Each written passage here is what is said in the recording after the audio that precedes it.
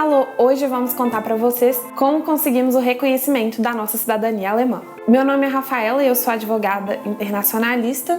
Meu nome é Vitor Hugo, eu sou advogado tributário. Nós somos irmãos e somos descendentes de alemães. Hoje a gente vai explicar um pouquinho da história da nossa cidadania para vocês, para auxiliar de alguma forma através das informações que a gente passar. Tudo começou quando o nosso bisavô saiu de Hamburgo até o Porto de Santos, junto com a família dele, logo após a Primeira Guerra, num contexto em que a Alemanha estava completamente destruída, então ele veio para o Brasil procurar uma vida melhor. Ele se casou com uma outra alemã, que ele conheceu aqui numa colônia, em Minas Gerais, teve a minha avó, e a minha avó, por sua vez, se casou com um brasileiro. Acontece que tinha uma lei na Alemanha que determinava que quando a mulher se casava com um estrangeiro, ela perdia a cidadania e ela não podia transmitir aos filhos. E essa lei ela perdurou até 1975. Acontece que o nosso pai, ele nasceu em 1966, ou seja, ele não tinha direito à cidadania, visto que a mãe havia perdido a cidadania ao se casar com um estrangeiro. Em 2021, saiu uma nova lei, uma emenda à Constituição na Alemanha, e com isso ela mudou esse cenário, dando autorização aos brasileiros. Surgiu uma nova lei justamente para sanar essa questão dessa diferença de gênero, dessa lei machista que estava em vigência, e para que a legislação ela fique em consonância com os valores de igualdade que são pregados pela Lei Fundamental Alemã, que entrou em vigor em 1949. Com essa lei, então, filhos nascidos entre 1949 e antes de 1975 passaram a ter direito, sim, à cidadania alemã. A gente passou, então, a ter direito. Ficamos extremamente felizes quando descobrimos da notícia e mergulhamos para encontrar os documentos. O primeiro desafio que a gente teve, na hora de obter os documentos, foi, sem dúvida, a certidão de nascimento do nosso bisavô. A gente sabia que ele era de Dresden, e na Alemanha, como já deve ter sido mencionado do curso, não existe cartório. Os eventos mais principais da vida de uma pessoa, o nascimento, o casamento, eles são feitos nas prefeituras das cidades.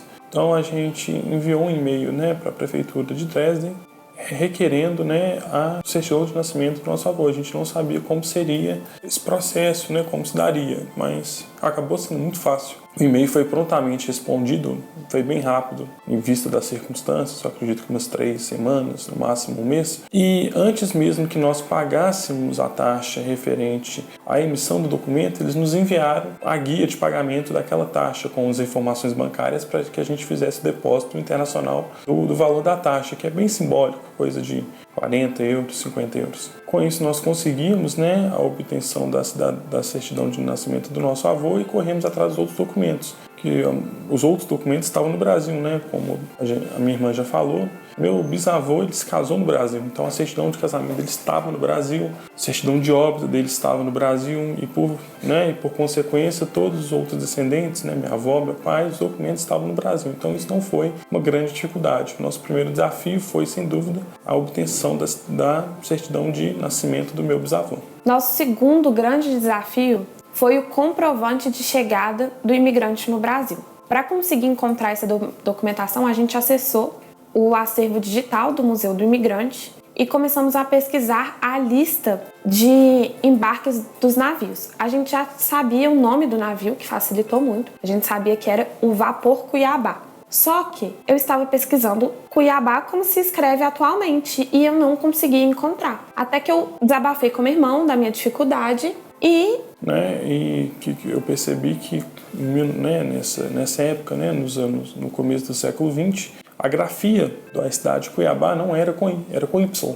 Então a gente colocou Cuiabá com Y e conseguimos achar o navio e fomos na lista, e por sorte o nome dos nossos familiares, que é o Fritz, o Karl e o Bruno, estavam bem legíveis no arquivo. Então a gente conseguiu achar bem no início os 3. Eles assinaram a lista de chegada um seguido do outro. Então foi bem fácil identificar onde que eles estavam. A gente foi lá, mandou e-mail para como é que chama? Pro Museu do Imigrante. No Museu do Imigrante, eles foram lá e tiraram um certificado pra gente de chegada do Fritz, né? Que é o importante no nosso caso. O nosso bisavô. Depois disso, foi mais fácil a documentação. A gente precisou de uma certidão negativa de naturalização, ou seja, ele não poderia ter abdicado da cidadania dele alemã para se naturalizar brasileiro. Graças a Deus, ele não fez isso. Tem vários imigrantes que fizeram e, nesse caso, eles não podem mais transmitir a cidadania. Outro ponto importante foi o preenchimento dos formulários. Quem ficou responsável por essa parte foi o Vitor, já que ele tem o domínio da língua, ele fala alemão, foi ele que preencheu. Ressaltando que ter o domínio da língua alemã é um diferencial, sem dúvida nenhuma, na hora do preenchimento dos documentos, mas tem um anexo, desses documentos em inglês, mas o preenchimento tem que ser feito no documento alemão. Mas tendo o inglês, se auxilia muito a completude de todos os itens que têm que ser escritos na língua alemã. Alguns itens você tem que saber alguma palavra em alemão, mas são palavras básicas que não geram muita dificuldade em você pesquisá-las no dicionário online ou consultar até mesmo, às vezes, o Google Tradutor. Depois disso, organizamos a documentação, entregamos no consulado aqui em BH, onde ela fez uma primeira análise. O consulado de BH enviou para o Rio, que enviou para a Alemanha. A Alemanha nos enviou um e-mail de confirmação com o número do protocolo para a gente acompanhar. O certificado de cidadania alemã chamado Staatsgehörigkeit-Ausweis. Então foi isso, pessoal. Espero que a gente tenha conseguido ajudar vocês de alguma forma compartilhando a nossa história. Sim, até mais. Até mais. Tschüss. Tschüss.